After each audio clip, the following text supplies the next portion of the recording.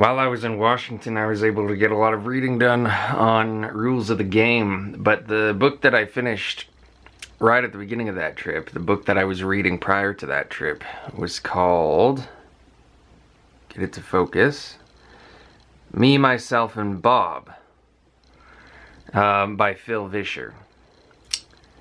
And I'm not kidding when I say this is one of the more interesting books I've ever read. Now, it's a book about independent animation, basically. And I'm a big fan of independent animation. I'm very interested in it. I'm very interested in animation in general. And especially independent animation I find particularly interesting. Just because I really like how people are able to kind of go beyond the kind of typical boundaries of what's associated with animated fare, that which was kind of codified in the early days by the cartoon studios, and as far as feature animation, just by what Disney did, because they were pretty much the only people making high quality feature animation on a regular basis at a regular pace. They're the only people who really had the money to do that. And so independent animation I just find fascinating because it's something that you have to do because you really want to do it, because you really care about the animated medium, the animated form. And in regards to this book,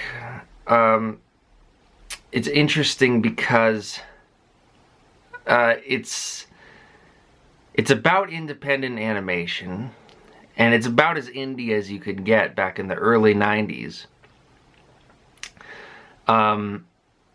But it's also about early computer animation, because it's the story of Phil Vischer, who is the creator of VeggieTales, which was a Christian computer animated half-hour series that I believe it ended a few years ago, but it started in 1993 with the first episode titled Where's God When I'm Scared. And for the mid and late 90s and early 2000s, Phil Vischer was putting out approximately 2 of these per year. And so it was the first half-hour CGI animated show ever. Now, there was actually I have a quote about this from the book. I highlighted a few quotes, not a lot, but I thought that certain passages were interesting. So let's see, yeah, he says, VeggieTales, in the end, wasn't the first half-hour CGI show. That honor most likely went to the Crash Test Dummies special, produced by Lamb & Company, a much larger animation studio in Minneapolis, and aired on US television a few months before the completion of Where's God When I'm Scared. A French studio who had produced a series of 3-minute CGI shorts that had aired on European TV a year or two before VeggieTales. Sorry. A French studio had, not that had. I made it seem like there would be another clause there. That's how dyslexic I am, slightly. But VeggieTales was, as far as I know, the world's first CGI home video series and the first CGI series of any kind produced in the United States. So VeggieTales was a huge, groundbreaking moment for animation, and it was done by literally 8 people. Literally 8 people in that first episode. And, you know, there was one guy who was just doing the music, The wife was just doing the voice of Junior Asparagus and maybe coming up with some of the ideas for the songs. And so you pare it down even further, you really get to a core group of maybe 3 guys who did most of the work on Where's God When I'm Scared. And this is before Toy Story. This is before Pixar had done anything longer than maybe 5 minutes. These guys did a 25 or so minute cartoon, all in computer animation, just by themselves, with what little money they could scrape together from kind investors who were interested in Christian entertainment, blah, blah, blah. But he says, by the middle of 1994, we had probably produced more minutes of CGI character animation than any other studio in North America, if not the world. Our real innovation, though, was in the combination of character design and animation technique that allowed us to make the shows so inexpensively. A consultant working for Nickelodeon concluded in 1995 that no one in the world could produce a half-hour of animation as inexpensively as Big Idea. That same year, a visiting team from Warner Brothers Feature Animation was amazed at the shot tracking software Leslie Benedin and Ken Green had developed in-house, commenting that they knew of no other studio with such a promising tracking system. The only way things could have been going any better is if people had actually been buying our videos. Well, eventually people did start buying VeggieTales because it became the most successful home video series up to that point. And it might be still the most successful home video series. If we're just talking about physical releases on home video, it might be the most successful series of all time. Because it wasn't on television, it wasn't on in cinemas, except for the Jonah movie, which bankrupted the company. But it was all just on home video, and it was probably the most successful home video series ever made. Which is really interesting, especially because it's a Christian show. And Christian entertainment is typically terrible. It's typically, because I think there's a lot of reasons for why. I think typically it has an agenda to it where it's trying to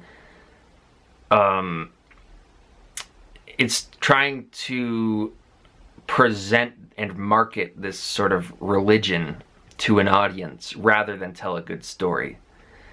And it's trying to pander to people who are interested in one very specific religious outlook, rather than telling a very human story, a universal story that people can connect to. And so typically, Christian entertainment is garbage. It's typically just very poorly written. And especially children's Christian entertainment, because children's entertainment is so often trying to be educational. And when you're trying to be educational and religious at the same time, you can run into some issues. Now, Phil Vischer made another series after VeggieTales, which he doesn't talk about in this book, because I think this book came out before he made What's in the Bible, which is his other show. And I've seen a little bit of that one. And that one is kind of interesting because it actually is educational in the sense that it tells you what's in the Bible. It's like, if you ever wanted to know what's in the Bible, well, here's a show all about it. And so that's an educational side of it. But then there's also the side of it just being, a lot of it is bullshit, because obviously the Bible, it's fake. It's not, like, the stuff that happened didn't actually happen, for the most part. Now, some events like the Babylonian captivity did happen, but Daniel didn't fucking enter a lion's den and come out alive. That story is fake, obviously, and anyone with any kind of critical thinking can understand that it's fake. And so, but they present these stories as if they're real. So it's a weird combination of it being educational in the sense of it tells kids what's in the Bible, but then also anti-educational in the sense that it pretends that the stories in the Bible are real. And VeggieTales did this as well, but much less effectively, because it wasn't really focused on giving kids a proper education about religion. It was more focused on just the same kind of goal as any Christian's entertainment, marketing religion to children. And in that sense, it was a ministry. And Phil Vischer kind of thought of his whole life as a mission, a ministry. And it was the sort of thing he writes about in the book, how when he was a kid, he lived in a Christian family, in a Christian community in Iowa. And there was never any reason for him to doubt his religion. So he grew up very religious, with very religious family, and very functional and decent people around him for the most part. It was a pretty wholesome community, unlike a lot of Christian communities you'll see, like Southern Baptist communities, are trash because they just treat their people disgustingly and fill them with a bunch of hateful doctrine. That's not the kind of community that Phil Vischer had, so there was never any reason for Phil Vischer to resent Christianity. And so he stayed faithful his whole life, and he's still faithful to this day. And he wanted to really, I guess, propagate this idea of Christianity in the way that he knew it, the way that he grew up with it, the way that he experienced it, as a very wholesome thing. And he doesn't really write about this. This is stuff I'm kind of reading in between the lines in this book. Because one thing about this book that's kind of striking if you're someone like me who's an anti-theist and a nihilist, one thing that's kind of striking about the book is the fact that he never ever once questions whether God exists. He never once questions whether he should be a Christian. He never questions his faith. It's never even brought up. It's never even something he thinks about. Once or twice he questions whether God wants him to do this missionary path. Because he always from being a kid thought that it was kind of instilled in him that missionary work was the kind of highest form of work you can do.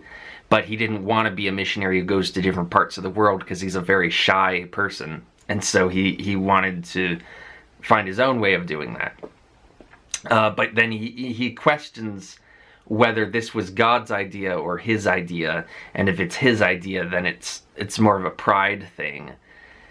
And so that's the question on his mind. But the question never comes around to, does God actually exist? Is this all just bullshit? And am I devoting my life to this bullshit that's not real? Never once. It's striking, I think, how some people just don't ever even go in those areas. And I feel like if he had gone in those areas, he would have written about it, because this is kind of, it's an intimate book. It talks about his struggles a lot of the time, and he doesn't sugarcoat when he makes mistakes. He's pretty honest about a lot of the mistakes he's made in his life. So I don't know. I don't know if he ever has questioned, but it just seems from reading the book that he never did, which is fascinating to me. Because I don't know how you can do that. I don't know how you can go through life like that in the 21st century and the late 20th century, which, because he was born in 1966. So he's my mom's age. The majority of his life was lived in the 20th century. But still, it's like, how do you live in the late 20th century and never question these things? Especially in the kind of culture that he was in, where he was around non-religious people as well. And, one thing I like is why did I read this book? Obviously, indie animation I'm interested in. Well, the thing is, I found out about this book a long time ago, when I was in middle school maybe, and I found out about Phil Vischer at that time, and I just really found myself liking Phil Vischer when I would see him on these television appearances, and I watched some behind the scenes material about VeggieTales, and I just thought that Phil Vischer seemed like a very likable person. And so I was always interested in reading this book, but it's only lately, because of my interest in independent animation, I keep thinking about VeggieTales. Because I keep thinking what a remarkable achievement VeggieTales was. I keep thinking what a historic moment for animation VeggieTales was, in a way that it doesn't really, I think, get credit for. And I think, you know, obviously, the animation in VeggieTales is nothing special, and Phil Vischer really is nothing special as an animator.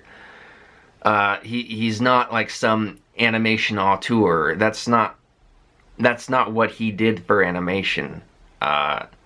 What he did for animation was innovating in the technology side of things, and innovating as an independent creative. And also making the only work of children's Christian entertainment ever that's actually good. Because they are, across the board, terrible. But VeggieTales kind of figured out a balance that worked. And a lot of it is Phil Vischer's own personal sense of humor, because Phil, if you read this book, I mean, it's the same sense of humor that's in VeggieTales. It's a very humorous book, and that it's clear that that's just his sense of humor. He just kind of has this corny, silly sense of humor. He's kind of a funny guy. He's not, you know, laugh out hilarious like Norm Macdonald or anything, but you know, he's not edgy in any way, but he's silly, and that comes across in his writing. Like, for instance, I'll read to you the prologue of the book, because the prologue is kind of funny. He says, technically, the cucumber came first. By that, I mean he was created first. The cucumber, Larry. But he was alone, and it was not good. So I gave him a sidekick, a tomato, named Bob. Larry was the lovable goofball, the guy who would entertain your kids at a birthday party. But Bob had ambition. The first words that ever came out of his mouth were, in fact, "I have a dream." Bob was a dreamer. Bob wanted to change the world. Like me. So he starts with kind of a Genesis opening, you know, in the beginning, God created the heavens and the earth, and it was good, you know, that kind of thing. So I found that funny, and there's lots of little things like that in this book, and you'll see, you know, there's a lot of pop culture references in VeggieTales. It did make an effort to be kind of hip, and to have catchy songs. I'm telling you, like, the songs in VeggieTales are some of the catchiest "Will Never Leave Your Brain" songs ever. Like, those songs are still in my... I used to watch, you know, I had a few VeggieTales tapes as a kid. That should tell you the reach of this show, that even in a totally non-Christian family, I still had VeggieTales. But it was the songs in that show were fantastic, because, like, I still remember them to this day. They're still in my head, and I think about them all the time. All the time. Like the Promised Land song from Josh and the Big Wall. Or, God is bigger than the boogeyman. He's bigger than Godzilla or the monsters on TV. Oh, God is bigger than the boogeyman, and he's watching out for you and me. Which is just a little song that Phil came up with on his guitar. Very, very catchy. So that's another thing I will give the show. And it's funny, you know, when you read this book, you realize Phil did all of the voices of all of the characters. because there was like nobody else. There was Mike, who was the co-creator of VeggieTales, and he did the voice of Larry, and pretty much just Larry in that first episode. He voiced maybe a couple other characters in other shows. And then his wife did Junior Asparagus. And it's really funny when you... Because I always thought that Junior Asparagus seemed like a girl. And it always tripped me out that Junior Asparagus is a he. But it turns out the reason is because he was voiced by a woman. And it's really funny when you watch that show and you hear that voice and you just imagine an adult woman doing that voice. But it's very distinguished, very unique voice that she came up with for that character. I have to say, I think VeggieTales holds up okay. I think it's still held back by the fact that it's a Christian show, among other things. I think that's one of the issues I still have with it. It's really not all that entertaining for adults, although if you watch a lot of garbage Christian entertainment, it does kind of stand out. And he actually writes an interesting thing about that, about how VeggieTales got popular. He says, "So who do I believe got VeggieTales going? College kids and young single adults. More specifically, college kids and young single adults who worked in Christian bookstores. In the early 1990s, most Christian bookstores were small independents that often filled out their staff with college kids and young singles working part-time, particularly in less vital areas of the store, like, say, children's products. By 1994, with the home video boom in full swing, just about every Christian bookstore had a TV and VCR in the back, most often in the kids department, where some Christian kids video invariably looped away all day long, making the younger staff member assigned to that area a little, well, loopy. When VeggieTales came along, it was at least worth a look. So these college kids and young adults would open a VeggieTales video and pop it in just to check it out, and they loved it. The Monty Python references, the severe tongue-in-cheekiness, the hairbrush song, it was exactly what college kids and young single adults had never seen before in a Christian kids video, something they would actually enjoy watching. We first discovered this dynamic in early 1994 when a woman sent us a copy of an invitation she had created for a VeggieTales party. Cool, I thought, a VeggieTales party for her kids. But on the back of the invitation she had written, "By the way, this was a party for young adults. No kids were invited." Huh? Then shortly after Halloween that same year, we got a letter with a picture of darling Bob and Larry Pumpkins, created by a husband and wife. "By the way," they wrote in their letter, "we don't have any kids." Come again? We soon started hearing about VeggieTales parties springing up on college campuses. First Christian colleges, as you might expect, then secular universities like Texas A&M and the University of Michigan. Many of these parties had one thing in common, the presence of someone who worked in a Christian bookstore. So you've just watched your first VeggieTales video and you're sick to death of the kids' videos you've been playing on the in-store TV every day for the last 2 years. What do? All VeggieTales all the time. Christian bookstores became VeggieTales theaters. Now, when harried mothers walked in looking for new videos, the young clerks responded, "Have you heard of VeggieTales?" "No. What's that?" "Look, it's playing right here. In fact, your kids are watching it right now, and they're smiling." Ring it up, Bucky. So, contrary to what might seem logical, mothers of young children were not the earliest adopters or promoters of VeggieTales. College kids took that role. It's interesting to note that this dynamic never could have happened if we had launched first in mass market. Why?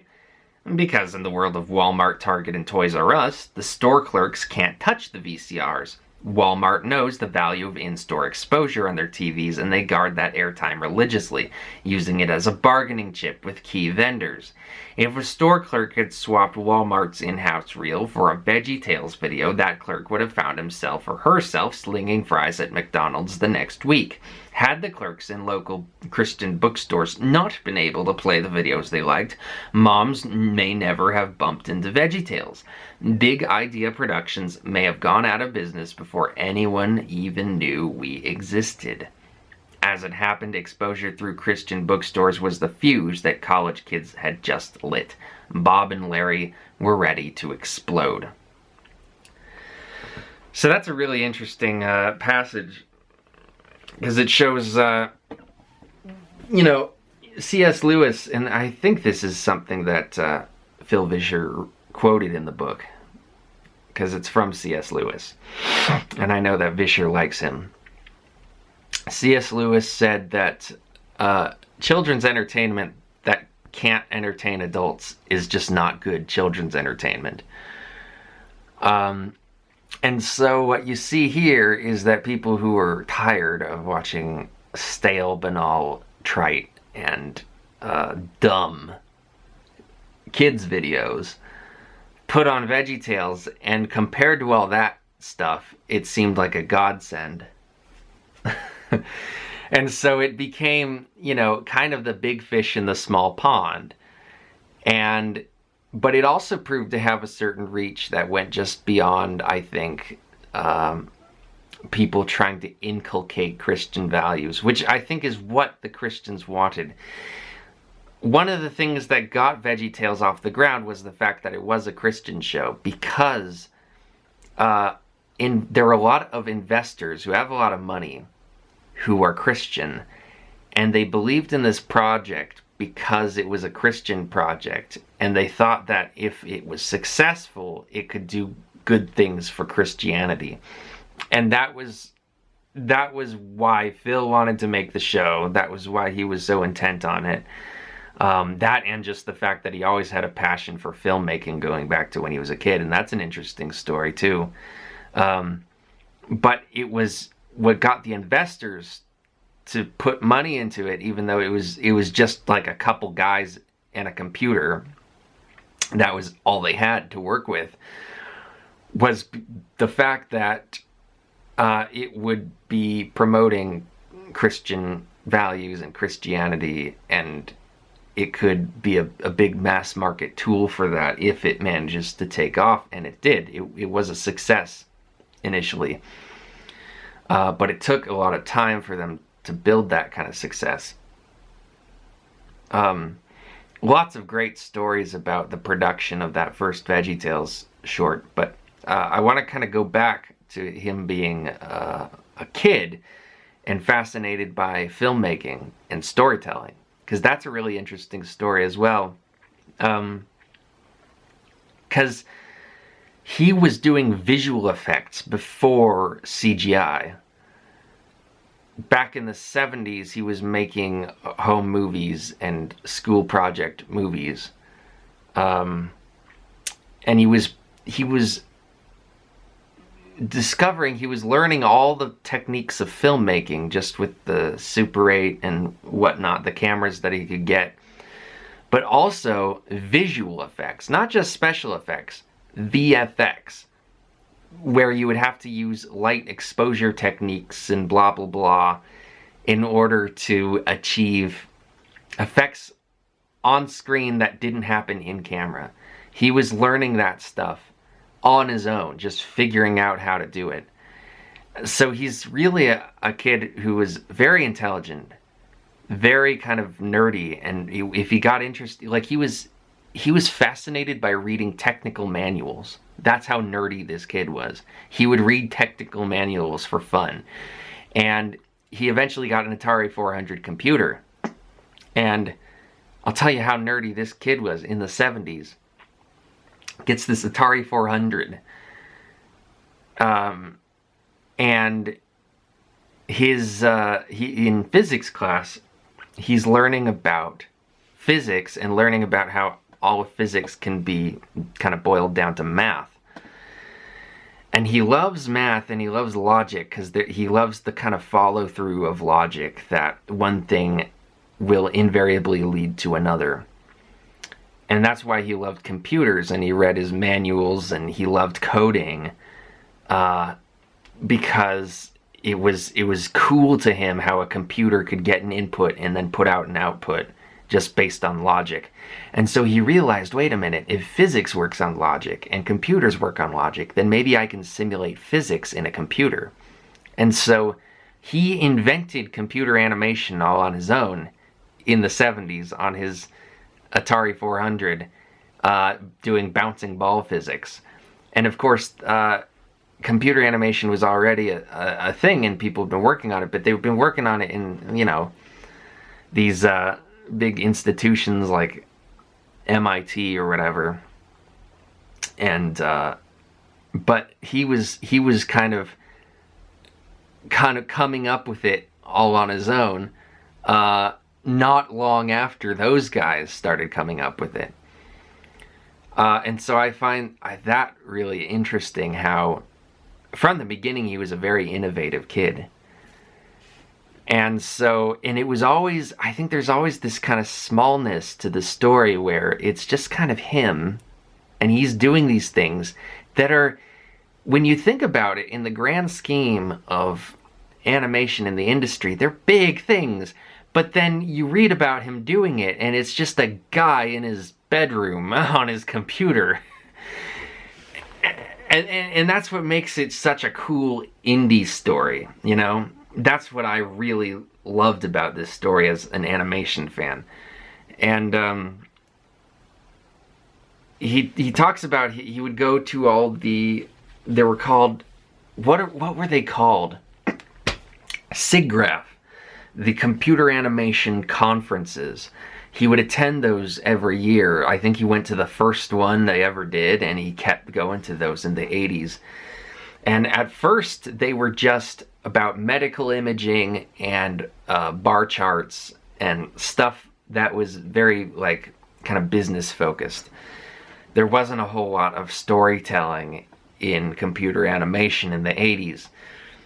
But then people like Pixar started showcasing their work, and more you start to see like the ILM guys and whatnot getting interested in going to SIGGRAPH.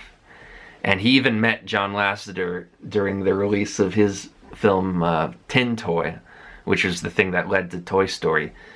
And he embarrassed himself by accidentally insulting John Lasseter, which is a pretty a typical Phil story, I guess. But unfortunate. But he says at one point in a SIGGRAPH conference, they showcased a thing called lattice deformation that allowed you to manipulate the shape of an object by creating a kind of virtual box around that object and it manipulating the box. And if you manipulate the box, then you can manipulate whatever's inside the box. And so you don't have to do any of these complicated procedures to do a deformation technique with animation. If you have a multi-surfaced polygonal or otherwise object, you can do it all very simply with lattice deformation. And he talks about how he watched a presentation about that, and it opened up a huge kind of possibility in his mind. He says, amazingly, not many others seem to notice. For me, lattice deformation opened up a whole new world of character animation possibilities. Most of the rest of the animation community, however, was focused on the one thing lattice deformation couldn't handle: limbed characters. People, animals, you know, stuff that television shows and movies are made of. Salt shakers might hold your attention for a 30-second TV commercial, but surely not longer than that. The rest of the industry kept its focus on solving the massive complexities of animating limbed appendaged characters with hair and clothes. they didn't see the potential in lattice deformation to bring much simpler characters to life, much sooner and much more cheaply. It occurred to me that I could be the first person to produce a half-hour CGI kids film. All I had to do was come up with compelling yet simple characters. Characters that would have to do their own acting without arms, legs, hair, or clothes. In a kids' animation world accustomed to talking mice, rabbits, ducks, fairies, bears, monkeys, mermaids, and a million other humanoid creatures, I needed to come up with not just one character, but a whole cast of characters who would be naked, bald, and limbless.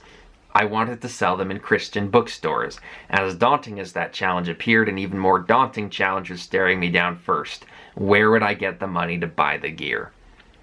So that was really the birth of VeggieTales, was that he realized, oh, lattice deformation could be the thing that creates the first ever half-hour CGI cartoon, because everyone else is focusing on limbs. They think that's the hurdle that needs to be solved in order to do CGI animation. But if you have lattice deformation, that's all you need. You can just create a character without limbs, without hair, and use lattice deformation to move him around. And so that was such a great idea. It was really an idea that took advantage of the tech that they had at the time to do what was possible. And what's interesting is he made appealing characters. And something that CGI struggled with in the early days was making characters that looked appealing, that looked like, you know, cute cartoons. And he figured out a way to do that very simply, very cheaply, with the technology that was available to him at the time. And that's what allowed him to innovate in the way that he did. He worked within his limitations. I just think that's a really interesting part of the story. There's an anecdote that I remember him talking about on a TV show, and I remember this going back when I first discovered this book in middle school. He talked about, he was working on VeggieTales, the first episode. He had his Bob and Larry created and whatnot. I don't know if he had any investors yet at that point. Maybe just his uncle or whatever gave him like 80 grand, which was pretty cool. But it wasn't nearly enough. But he was working and he was out of money. He had no more money. He just had a $10 bill in his pocket. That was literally all the money he had, and he had negative money from all the debt he owed. And he's just sitting at his office, just staring at these two characters he made on his computer with a $10 bill in his hand. And he was like, this is my life right now. It's not good. And then his wife comes in, and she's like, we need more dog food. And so he's looking at this $10 bill. He looks over to his dog, and he says, yeah, the dog looks kind of hungry. And so he gives the wife, reluctantly, the last $10 bill he had. And then he starts crying because, you know, he's having his crisis moment of, you know, was this God's idea? I felt the calling from God to do this thing, and now I'm thinking maybe God wasn't on my side. But then he looks through the mail on his desk. He sees a bill, he sees another bill, it's just all bills. It's like and then he sees one that's an anonymous letter from somebody. And it said, God told me that you might need this right now. And it was just $400. There's someone had given him $400. He didn't even know who it was. But it did kind of reignite his confidence, because he was like, oh, maybe God is looking out for me. Because, I mean, that would be your takeaway if you're a Christian of that kind of level of devotion, and you're right in the middle of questioning whether God is looking out for you. And then someone writes you and is like, yeah, God told me to send you this. I mean, heck yeah. It's just such a good story. You know, the serendipity of it, I thought it was really cool. But that kind of, you know, it was a little bit of a turning point for him. He got the money together, and but the whole production of that first short film, he goes into every detail about it, and it's fascinating how they had to rent all the equipment, and then they had to rent the editing suite, and that was like, they only had it for 2 weeks, but they were using digital editing, which is a brand new thing that nobody had used before, really. And it was like, they wouldn't, if they had to do everything the old-fashioned way with tapes, it would have taken too long. But they were able to edit digitally, and it was still a nightmare compared to today's video editing, because they still had to scan everything and record everything onto DAT tapes. And it was like, if they had lost any of those tapes, or any of them were corrupted, it would have set them back, and they wouldn't have had the money to finish the project. So they were really banking on the fact that their stuff wouldn't get lost or corrupted. And oh god, the rendering, it rendered like 1 frame every few seconds. And so they had to sit there rendering a handful of frames at a time forever. I don't even know how they accomplished it in the end. It was just, it was a total nightmare. They were pulling multiple all-nighters in a row. They were staying up for like 3 days in a row at a time. But it's really inspiring to see how it all came together. It's a really interesting story. But then we get the kind of high point in the story where he's making a bunch of money, raking in the millions, and we get some interesting stuff there. He says, in an ironic twist, Disney invited me to speak at their Orlando animation studio while I was in town as part of their Visiting Artist lecture series. I drove from our mini Disney World trade show booth over to Walt's Magic Kingdom, where I spent an hour showing VeggieTales clips and talking about the creation of the first video. After my talk, I found myself surrounded by 5 or 6 Disney animators, all Christians and already big VeggieTales fans. Resumes from Orlando began arriving at Big Idea the following week. When 2 artists announced within days of each other that they were leaving the Orlando studio for Big Idea, word came down from Disney Animation headquarters in Burbank that no additional artists would be freed from their contracts if their destination was Big Idea Productions. We had officially been noticed by the mouse. And that's the thing, is he's had this whole idea. At a certain point, he develops this idea that he wants to be the Christian Disney. And I think that this is where things start going wrong for him, because he develops all this ambition of like thinking that VeggieTales was a bigger deal than it was. And I think he just, the thing is, VeggieTales was a remarkable thing for what it was doing in its own niche, but it just wasn't the kind of thing you could build a Disney out of. And it didn't, moreover, I think it didn't have the spark, the real magic of something like a Disney. But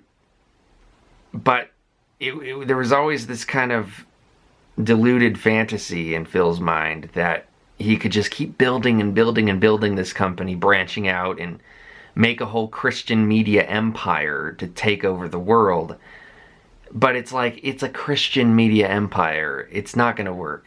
You can't build something like that really in the way that you want to.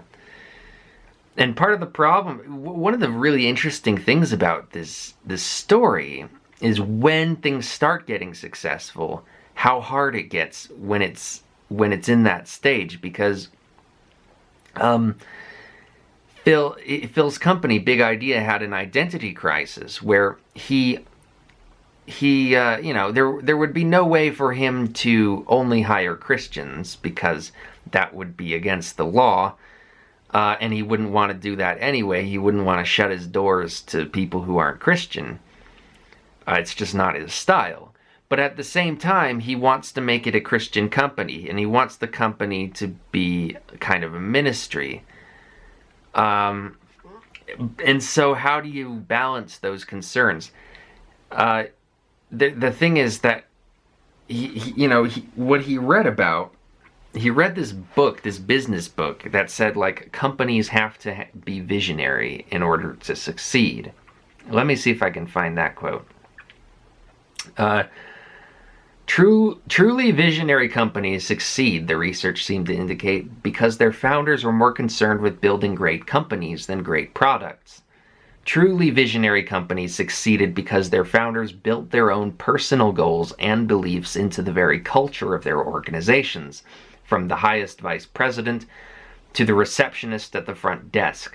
Columbia Pictures founder Harry Cohn was a visionary leader, but he did not build a visionary company. Once Harry was gone, Columbia Pictures quickly slid into irrelevance. Walt, on the other hand, didn't just stop at being a guy who loved great storytelling, innovation, and feel-good middle American values. Within the studio that bore his name, he built an entire culture around great storytelling, innovation, and feel-good middle American values. Make a cynical remark about a sweet, sentimental scene in any one of Disney's films, and Walt would show you the door. Swear in front of a guest at Disneyland, and Walt would show you the door. As a result, the employees who lasted at the Disney studios were those who shared Walt's values.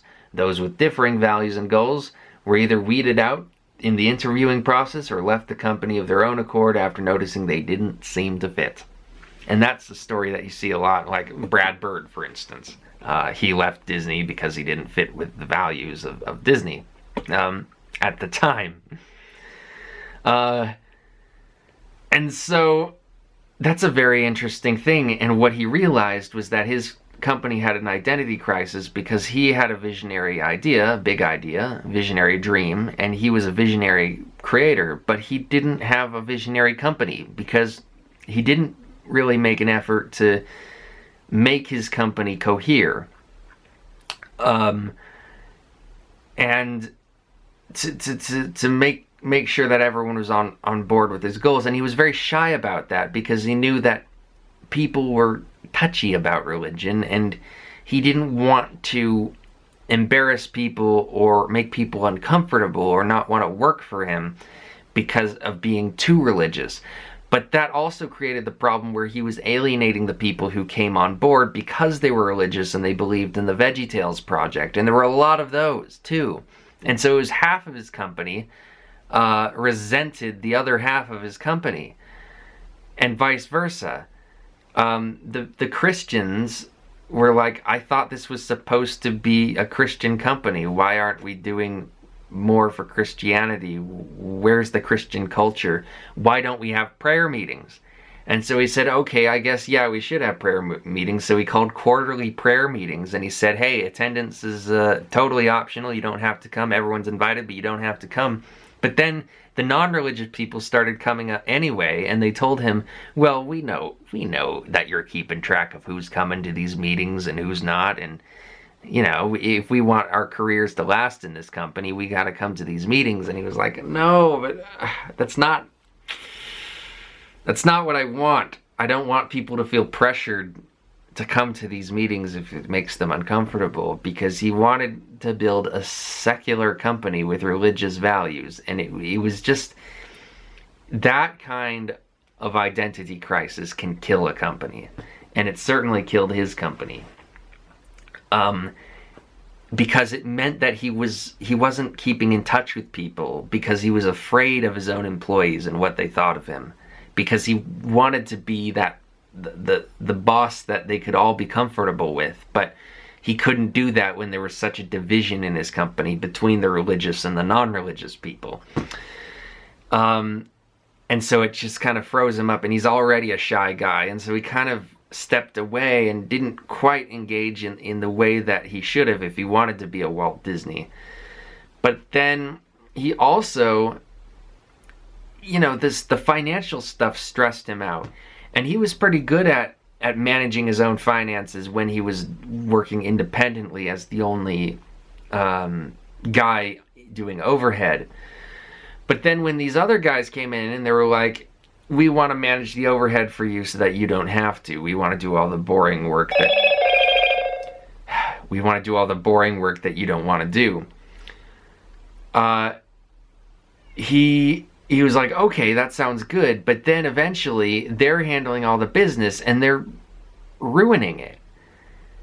And he was like, there's a great part in the book where he's talking about how these financial spreadsheets that he used to make, he knew how to read them, and he knew what he had to do to make the company work. But then these financial experts and accountants he brings in, they have all these spreadsheets, like the CFO and the president, they have all these spreadsheets. And they're like complicated and he can't figure out how to read them. And he's embarrassed that he can't figure out how to read them because he's the CEO and should be able to know. And so he just kind of keeps that to himself. And he's like, okay, I'll trust these guys when they tell me that we have the money to keep expanding. But they didn't have the money to keep expanding because they were making 2 VeggieTales short films per year, which it doesn't matter how many video sales you have. That's not going to keep growing.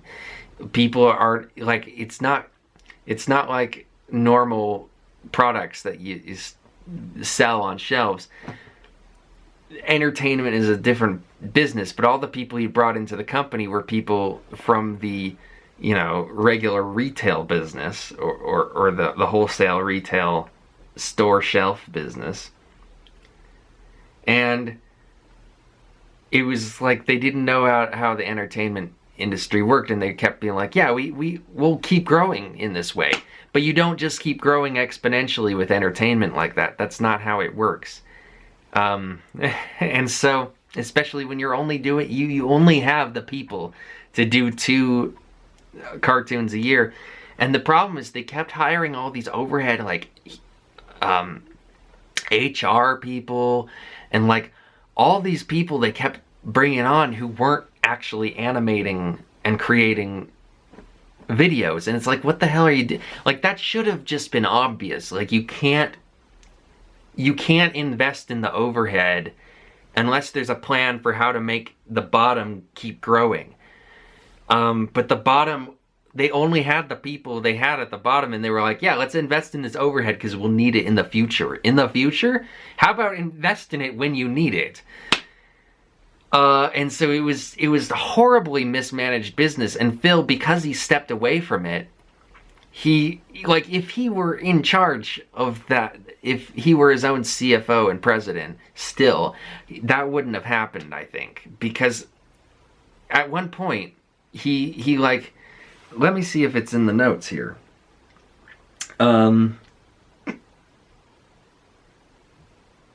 Yeah, I think this is the quote I'm looking for.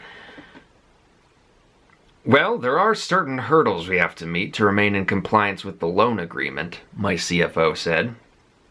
Like, what? I asked. The room was a bit tense. I don't know them off the top of my head, but I could go into them if you like, he replied. Yes, go get them, I responded. In a few moments, the CFO was back in the room with the list of performance covenants. He read them in English, but they sounded like Greek to me. And I got kicked out of Bible college long before I mastered Greek. Our blah-to-blah ratio needs to be no more than blah. Our blah-blah-blah shall not exceed blah point blah. Our 12-month rolling EBITDA, I remember that one, must be blah-blah-blah. He finished the list. Everyone stared at me. So, can we make those numbers? I asked, not entirely comfortable admitting that I had no comprehension of what he just said. Sure, he responded. We can make those. Keenly aware that we were just weeks away from running out of cash, I swallowed hard and signed the documents. Did I understand exactly what I was agreeing to? Not really. But my president and CFO were convinced that we could make the numbers, and they were much smarter than I was. One month later, our financial analyst walked into a senior leadership meeting and said, "We aren't going to make those numbers."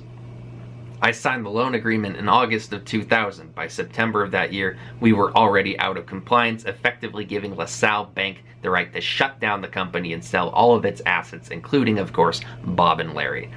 I was not happy. And so they had to lay off a bunch of people, and one artist sent out an email to the whole company as he was packing his things saying simply, "Has anyone seen my copy of Where's God When I'm Fired?" Another said he would never again work so hard for an employer. So, yeah, just ridiculous management from those idiots.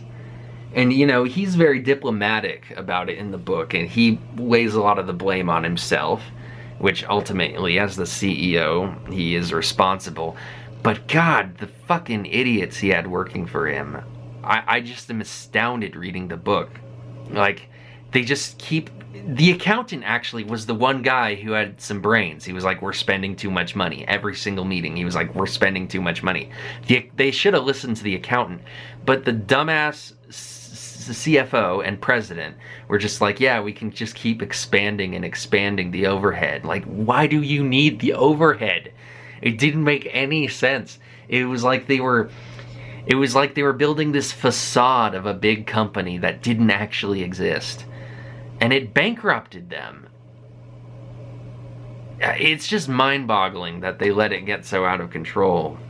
And that Phil let it get so out of control for so many years before he finally realized what was happening. And then what was bullshit about it was that when he realized what was happening, he brought everyone together for a meeting and he said, "Look guys, I'm not gonna sugarcoat it.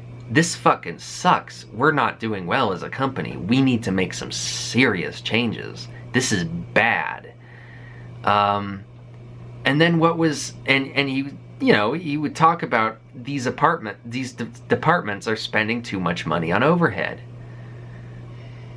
And then the next day, like, I can't remember who it was, whether it was the president or the CFO, somebody was like, "Wow, that was like the worst meeting I've ever been to.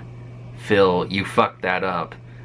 That was like the biggest leadership failure I've ever seen." And it's like, what? It's a leadership failure because he's just being honest and saying, "This company is being mismanaged. We need to reassess what we're doing."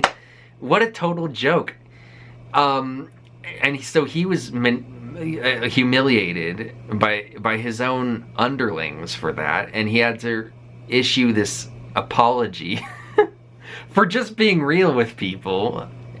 And yeah, the company went under, and then everyone blamed him for the company going under, of course, and Christians everywhere were mad at him because he mismanaged the company, which of course he did mismanage the company.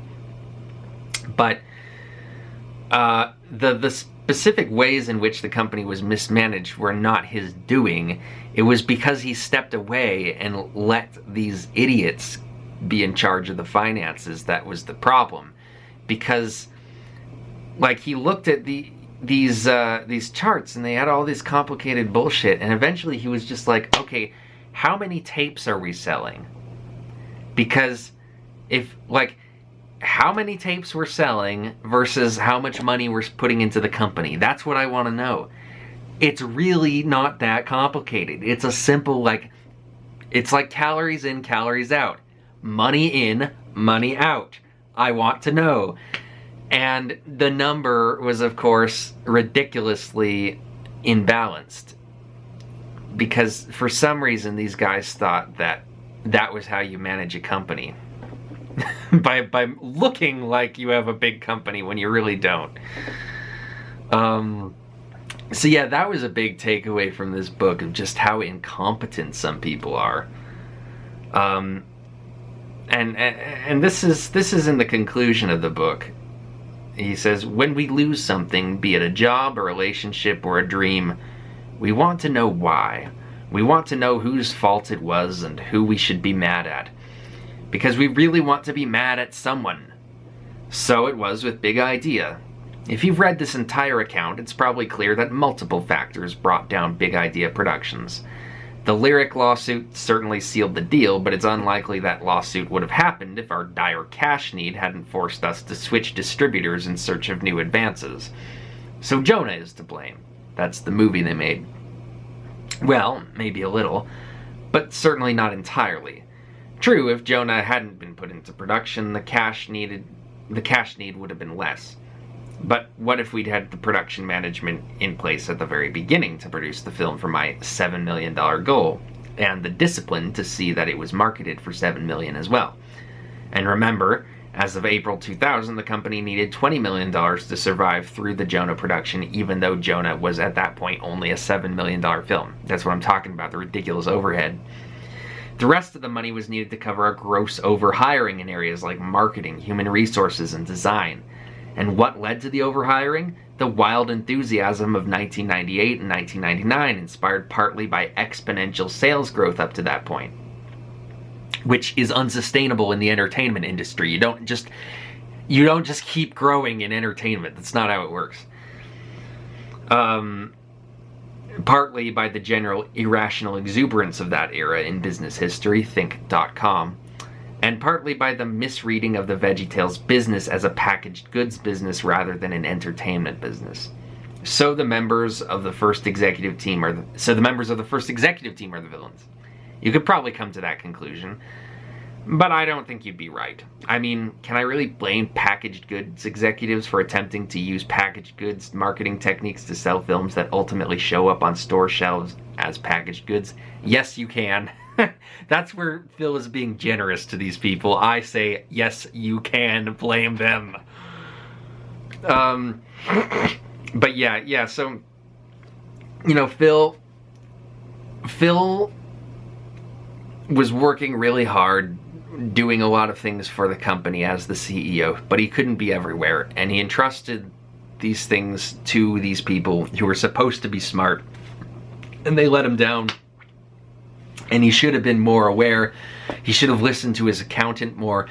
He should have demanded that the finances be stable. But yeah, it resulted in him getting sued, and the whole Christian community getting mad at him.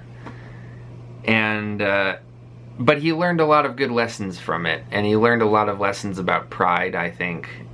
And he came out of it the other side a better person, I think.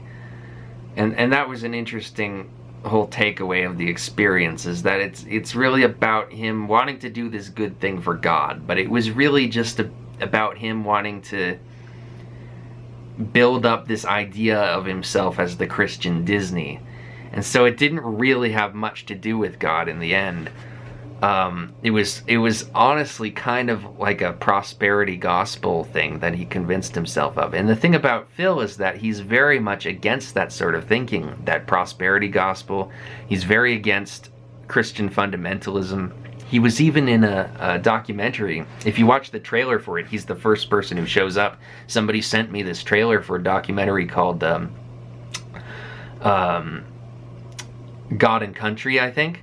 It's about Christian nationalism in America, and it's made by Christians who are skeptical of Christian nationalism and skeptical of fundamentalism.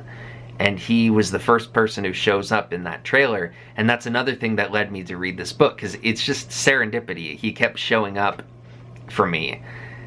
But he's very against all that right-wing Christianity. He's very much a liberal Christian. That's the thing that I really respect about him.